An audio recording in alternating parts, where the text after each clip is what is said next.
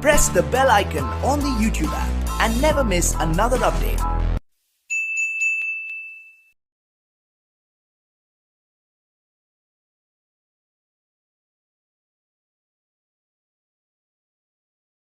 नमस्कार प्रिय विद्यार्थियों, स्वागत है आपका वीकेएस फिजिक्स एकेडमी में। जैसा कि आप जानते हैं कि दो चार्ज जो है वो एक दूसरे पे फोर्स लगाते हैं, चाहे वो दोनों समान प्रकृति के हो, चाहे वो दोनों विपरीत प्रकृति के हो, और उनके मध्य लगने वाला जो फोर्स है वो कूलॉम बल से ज्ञात किया जाता है। तो ये एक दूसरे पे फोर्स किस प्रकार से अप्लाई करते हैं, इनके लिए फैराडे ने कॉन्सेप्ट दिया था इलेक्ट्रिक फील्ड का, कि विद्युत क्षेत्र के मध्य होता है, प्रत्येक चार्ज है वो अपने चारों ओर एक इलेक्ट्रिक फील्ड प्रोड्यूस करता है, जिस वजह से अगर एक चार्ज के इलेक्ट्रिक फील्ड में दूसरा कोई चार्ज आता है तो वो उस पर फोर्स अप्लाई करता है। माइकल फैराडे ने ही ये जो इलेक्ट्रिक फील्ड है इसको ज्यामितीय रूप से किस प्रकार से दिखाया जाए उनका भी कॉन्सेप्ट दिया, जिन्हें नाम दिया गया विद्युत बल रेखाएं, और बाद में उनको कहा गया विद्युत क्षेत्र रेखाएं। तो यहाँ पर विद्युत क्षेत्र रेखा कहना ज्यादा उपयुक्त होता है, जिसे इलेक्ट्रिक फील्ड लाइन हम कहते हैं। तो आज हम इलेक्ट्रिक फील्ड लाइन के बारे में अध्ययन करेंगे। तो हमारा टॉपिक है विद्युत क्षेत्र रेखाएं, इलेक्ट्रिक फील्ड लाइन, जिन्हें ईएफएल कहा जाता है। ये लेक्चर नंबर अपना है 18 नंबर लेक्चर है।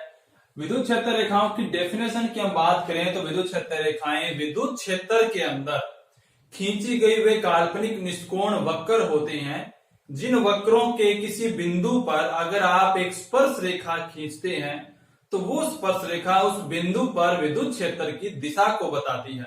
इन्हें कहते हैं इलेक्ट्रिक फील्ड लाइन। इनको इस प्रकार से दिखाया जाता है कि एक काल्पनिक निष्कोण वक्र है जो विद्युत क्षेत्र को दिखा रही है, विद्युत क्षेत्र रेखाओं को दिखा रही है। इसका एक पॉइंट है P, एक पॉइंट है Q। P पॉइंट पे मैंने स्पर्श रेखा खींची और Q पॉइंट पर मैंने एक स्पर्श रेखा खींची। तो यहाँ पर ये जो स्पर्श रेखा है ये P पॉइंट का विद्युत क्षेत्र दिखा रही है, विद्युत क्षेत्र की दिशा को दिखा रही है, और उसी प्रकार EQ वेक्टर जो है वो Q पॉइंट पर विद्युत क्षेत्र की दिशा को बताती है। इसी प्रकार जो भी पॉइंट्स होगा उस पॉइंट पर खींची गई स्पर्श रेखा जो है वो विद्युत क्षेत्र की दिशा को बताएगी। ये पथ जो है, ये वक्र जो है, ये कहलाता है काल्पनिक निष्कोण वक्र, जिसे कहते हैं, इसे कहते हैं इलेक्ट्रिक फील्ड लाइन, विद्युत क्षेत्र रेखाएं। काफी इसकी विशेषताएं हैं, बहुत इंपॉर्टेंट है विशेषताएं। एकल आवेश के लिए, एकल आवेश जो है वो दो प्रकार के होते हैं, यानी सिंगल चार्ज, एक होगा पॉजिटिव, एक होगा नेगेटिव। और हमने पहले भी चर्चा की है विद्युत क्षेत्र के अंदर की जो धनावेश होता है उसके कारण विद्युत क्षेत्र बाहर की ओर तिरछी होता है, और ऋणावेश के कारण विद्युत क्षेत्र है वो अंदर की ओर तिरछी होता है। तो धनावेश के कारण विद्युत क्षेत्र रेखाएं जो है वो बाहर की ओर होती है। यहाँ पर ज्यामितीय निरूपण है, तो ये हम विद्युत क्षेत्र रेखाएं बोलेंगे, इलेक्ट्रिक फील्ड लाइन बोलेंगे। तो ये बाहर की ओर होती हैं, तीर के निशान व्यक्त कर रहे हैं। और ऋणावेश के कारण विद्युत क्षेत्र रेखाएं हैं वो अंदर की ओर होती हैं, सेम फॉर्म में, तिरछी फॉर्म में। जब एक सिंगल चार्ज होता है तो ये आगे बढ़ाते हुए हम जाएंगे तो हम इसको कहते हैं कि अनंत की तरफ जाती है ये, और माइनस चार्ज के कारण हम अनंत से आती हुई इनको मानते हैं। 2 नंबर प्रॉपर्टी आती है आवेश युग्म के लिए, यानी जहां पर आवेश का युग्म हो, वो आवेश युग्म है वो सजातीय भी हो सकते हैं, यानी समान प्रकृति वाले भी हो सकते हैं, और विजातीय भी हो सकते हैं, यानी विपरीत प्रकृति वाले होते हैं, जैसा कि इलेक्ट्रिक डायपोल होता है। तो सजातीय आवेशों की हम बात करें, जैसे 2 प्लस चार्ज अपने पास हैं, रखे हैं एक फाइनाइट डिस्टेंस पर, और प्लस चार्ज से भी इलेक्ट्रिक फील्ड लाइन बाहर की ओर निकलेंगी, और प्लस चार्ज इससे भी इलेक्ट्रिक फील्ड लाइन बाहर की ओर निकलेंगी। लेकिन ये दोनों समान प्रकृति के हैं तो आपस में इनमें प्रतिकर्षण होगा, तो विद्युत क्षेत्र रेखाएं जो है वो एक दूसरे से दूर हट जाएंगी, यानी अपनी लंबाई के लंबवत दिशा में ये फैलने की प्रवृत्ति रखती है। अगर हमारे पास विजातीय आवेश है, जैसे कि विद्युत द्विध्रुव होता है, एक प्लस चार्ज है एक माइनस चार्ज है, तो यहां से एक स्ट्रेट लाइन जाएगी, यानी विद्युत क्षेत्र रेखा प्लस से जाके माइनस में प्रवेश करेगी, क्योंकि हम जानते हैं प्लस से निकलती है माइनस में प्रवेश करती है।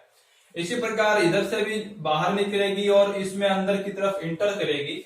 यहां से इससे जो प्लस रेखाएं, जो प्लस आवेश से जो इलेक्ट्रिक फील्ड रेखाएं बाहर निकलेंगी दोनों तरफ हर साइड में, वो ऐसे वक्र के रूप में माइनस में प्रवेश कर जाती हैं।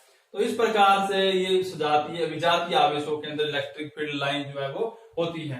अगर इन चार्जेस को पास लाया जाए तो ये जो लेंथ है इलेक्ट्रिक फील्ड लाइन की वो सिकुड़ जाती है, छोटी हो जाती है। यानी कि हम प्रॉपर्टी कह सकते हैं कि EFL number 3 number property, EFL electric field line लंबाई के अनुदिश सिकुड़ने, जब इनको पास लाया जाए तो ये लंबाई के अनुदिश सिकुड़ जाएंगी, बिल्कुल पास आ जाएंगे क्योंकि इनमें आकर्षण है, और लंबाई के लंबवत दिशा में फैलने की प्रवृत्ति रखती हैं। जब इनको पास लेके आया जाएगा तो इनमें प्रतिकर्षण होता है, ये पास आना नहीं चाहते। अगर हम जबरदस्ती लाना चाहते हैं तो इलेक्ट्रिक फील्ड लाइन जो है वो आपस में लंबवत दिशा में फैल जाएंगी। बीच में एक नोडल पॉइंट बनता है जिसे उदासीन बिंदु कहते हैं, जहां पर कोई भी परिणामी इलेक्ट्रिक फील्ड नहीं होगा। प्रॉपर्टी नंबर 4, किसी आवेश से संबंधित EFL की संख्या आवेश के परिमाण के समानुपाती होती है। यानी ये जो आवेश है, चाहे पॉजिटिव हो चाहे नेगेटिव हो, इनसे कितनी इलेक्ट्रिक फील्ड लाइन निकलेंगी ये निर्भर करेगा कि इस आवेश का परिमाण कितना है। अगर आवेश का परिमाण ज्यादा है तो वो ज्यादा इलेक्ट्रिक फील्ड लाइन प्रोड्यूस करेगा। इसका मतलब है उसके चारों ओर ज्यादा मैग्नीट्यूड का इलेक्ट्रिक फील्ड होगा, जो हम पहले भी पढ़ चुके हैं। प्रॉपर्टी नंबर 5, स्थिर वैद्युतिकी में, इलेक्ट्रोस्टैटिक्स में जिसमें आवेश जो है वो स्थिर होता है, EFL कभी भी बंद वक्र का निर्माण नहीं करती है। देखिए, अगर आप इस डायग्राम को देख के ये सोच रहे हैं कि ये तो बंद वक्र है, तो ये बंद वक्र नहीं है। बंद वक्र का मतलब होता है इलेक्ट्रिक फील्ड लाइन, जहां यहां पर हम बात कर रहे हैं इलेक्ट्रिक फील्ड लाइन की, जहां से वो निकल रही है या जिसमें वो प्रवेश कर रही हैं, एक बिंदु से स्टार्ट होके वापस उसी पे वो नहीं आती है, इसे हम कहते हैं खुला वक्र। बंद वक्र का मतलब होता है जैसे होता है चुंबक में N ध्रुव और S ध्रुव होते हैं, N से निकलती है, इसमें प्रवेश करती हैं इस प्रकार से, यानी एक ही चुंबक के अंदर से निकलती हैं और उसी चुंबक में वो प्रवेश कर जाती हैं। तो ये एक में ही होता है, इन्हें बोलते हैं बंद वक्र। तो चुंबकीय बल रेखाएं बंद वक्र बनाती हैं और ये इन्हें कहते हैं खुला वक्र, इन्हें हम कहेंगे खुले वक्र। यह सदैव खुले वक्र के रूप में होती है, यानी एक चार्ज से अगर निकलती हैं तो किसी दूसरे चार्ज में प्रवेश करेंगी, वापस उसी चार्ज में नहीं आएंगी, यानी कि ये बंद वक्र नहीं बनाती हैं। प्रॉपर्टी नंबर 7 है, धातु या चालक के अंदर EFL विद्यमान नहीं होती है। यानी अगर हम बात करें किसी मेटल की या कंडक्टर की, तो उसके अंदर ये इलेक्ट्रिक फील्ड लाइन का कोई अस्तित्व नहीं होता, क्योंकि इलेक्ट्रिक फील्ड लाइन जो है वो धातु के अंदर विद्युत क्षेत्र का मान 0 होता है, इसलिए वहां पर इलेक्ट्रिक फील्ड लाइन का अस्तित्व नहीं होता है। अब है हमारी नेक्स्ट प्रॉपर्टी नंबर 8 है अपने कि दो FEL जो है वो कभी भी परस्पर नहीं काटती हैं। दो इलेक्ट्रिक फील्ड लाइन जो है कभी भी आपस में क्रॉस नहीं करेंगी। ऐसा क्यों है? अगर मान लो एक इलेक्ट्रिक फील्ड लाइन आपकी ये वाली है, दूसरी इलेक्ट्रिक फील्ड लाइन आपकी ये वाली है, और यहां पर दोनों ने कर लिया क्रॉस, तो इस पॉइंट पर जिस पर उन्होंने क्रॉस किया, अगर हम स्पर्श रेखा खींचते हैं तो इस पॉइंट के लिए एक स्पर्श रेखा इस दिशा में खींची जाएगी, तो ये वेक्टर होगा यहाँ पर, और इस लाइन के लिए स्पर्श रेखा इधर खींची जाएगी। तो एक ही पॉइंट के लिए दो विद्युत क्षेत्र की दिशाएं हैं, जो कि संभव नहीं है। एक पॉइंट के लिए विद्युत क्षेत्र की डायरेक्शन एक ही होती है, इसलिए ये संभव नहीं है, परस्पर कभी भी नहीं काटते। प्रॉपर्टी नंबर 9, धातु की सतह या समविभव पृष्ठ। देखिए, विभव तो हम तीसरे चैप्टर में पढ़ेंगे, फिर भी आपने 10th क्लास में विभव के बारे में पढ़ा है, और मैंने प्रीवियस वीडियो में बताया था कि इलेक्ट्रिक फील्ड जो है उसका अदिश निरूपण है, उसको हम विभव के पदों में पढ़ते हैं। तो समविभव पृष्ठ का मतलब होता है ऐसा कोई पृष्ठ जिस पर प्रत्येक बिंदु पर विभव का मान क्या हो, एक समान हो, उसे समविभव पृष्ठ बोला जाएगा। तो धातु की सतह या समविभव पृष्ठ पर आपतित यानी उस पे आने वाली या उससे जाने वाली जो इलेक्ट्रिक फील्ड लाइन है सदैव हुई लंबवत होंगी, यानी कि लंबवत ही आपतित होंगी और लंबवत ही उस पर उससे बाहर की ओर निकलती हैं। जैसे मान लो ये एक पॉजिटिव प्लेट है, ये एक नेगेटिव प्लेट है, तो यहां से इलेक्ट्रिक आप जानते हैं पॉजिटिव से हमेशा बाहर निकलती हैं, और ये एक प्लेट है धातु की कह सकते हैं आप, या समविभव पृष्ठ कह सकते हैं, इससे हमेशा लंबवत बाहर निकलेंगी और नेगेटिव में हमेशा प्रवेश करती हैं, तो इस पे हमेशा लंबवत अंदर की ओर प्रवेश करती हैं। प्रॉपर्टी नंबर है 10, विद्युत क्षेत्र की तीव्रता का परिमाण। जो मैग्नीट्यूड है इलेक्ट्रिक फील्ड का, वो इलेक्ट्रिक फील्ड लाइन के घनत्व के समानुपाती होता है। कहने का मतलब जहां पर इलेक्ट्रिक फील्ड लाइन पास होती है, वहां पे विद्युत क्षेत्र की तीव्रता का परिमाण ज्यादा होता है, जहां पर विद्युत क्षेत्र रेखाएं दूर दूर होती हैं वहां पर विद्युत क्षेत्र की तीव्रता का परिमाण कम होता है। यानी E समानुपाती dN/dA। ये मैंने एरिया के साथ घनत्व को लिया, N यहाँ पर घनत्व है। इस प्रकार से हम इसको दिखा सकते हैं। यहाँ पे इलेक्ट्रिक फील्ड लाइन जो है वो पास पास है और यहाँ पर काफी दूर दूर है। तो A बिंदु पर इलेक्ट्रिक फील्ड का मान ज्यादा होगा और B बिंदु पर इलेक्ट्रिक फील्ड का मान क्या होगा, कम होगा। एक विभव के पदों में भी प्रॉपर्टी मैं आपको बता देता हूं।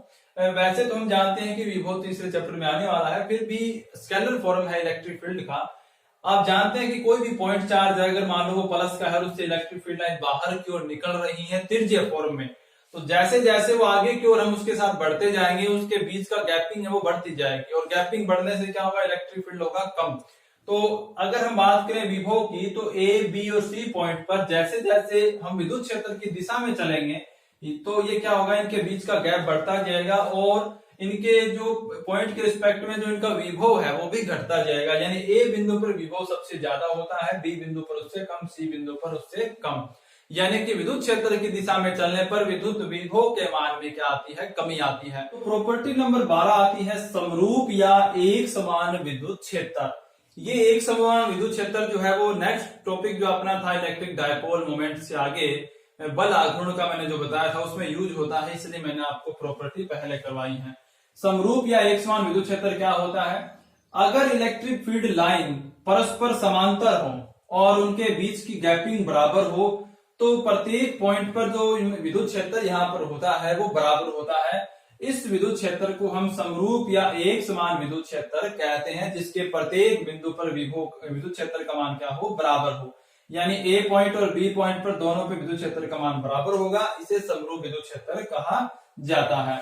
असमरूप या असमान विद्युत क्षेत्र किसे कहते हैं, जहां पर समांतर भी नहीं होती और ये पास पास भी होती है, कहीं पर दूर होती है, यानी कि टोटल अव्यवस्था होती है। असमरूप होता है, किसी पॉइंट पर विद्युत क्षेत्र का मान ज्यादा होगा, किसी पॉइंट पर कम होगा, यानी कि इसे असमान विद्युत क्षेत्र कहते हैं। अगर हम पॉइंट A और B की बात करें तो A पॉइंट पर विद्युत क्षेत्र ज्यादा होगा, B पॉइंट पर विद्युत क्षेत्र होगा कम, क्योंकि ये है असमरूप या असमान विद्युत क्षेत्र। यहां आप देखें तो ये जो विद्युत क्षेत्र की लाइन आप मैंने दिखाई है ये समांतर तो नहीं है आपस में, लेकिन इनके बीच की गैपिंग बराबर है। यानी आप ये तो कह सकते हैं कि इनका मैग्नीट्यूड तो बराबर मिल जाएगा आपको, लेकिन यहाँ पर इलेक्ट्रिक फील्ड की डायरेक्शन, दिशा नियत नहीं है, वो लगातार चेंज हो रही है। यहाँ पर आप देखें तो न तो यहाँ पे मैग्नीट्यूड बराबर मिलेगा, यहाँ पे पास पास है लाइन, यहाँ पे दूर है, और न ही इनमें डायरेक्शन है, यानी इसमें न तो दिशा नियत है न ही परिमाण नियत है। और ये आपका समरूप विद्युत क्षेत्र है जिसमें दिशा भी नियत है और उनके बीच की गैपिंग बराबर है, यानी कि समांतर है। ये यहाँ समरूप विद्युत क्षेत्र है, प्रत्येक बिंदु पर क्या होगा, विद्युत क्षेत्र का परिमाण होगा बराबर।